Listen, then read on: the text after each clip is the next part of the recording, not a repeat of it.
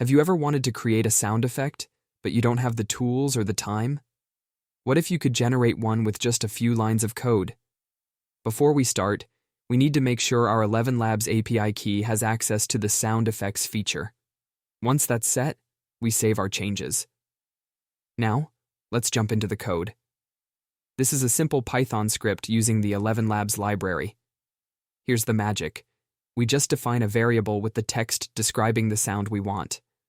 We'll go with a dramatic explosion. When we run the script, it sends this text to the ElevenLabs API, and it generates an audio file right here. That's it. A real dramatic explosion sound effect, created in seconds, with just a few lines of code. The possibilities are endless, from soundboards to video game audio.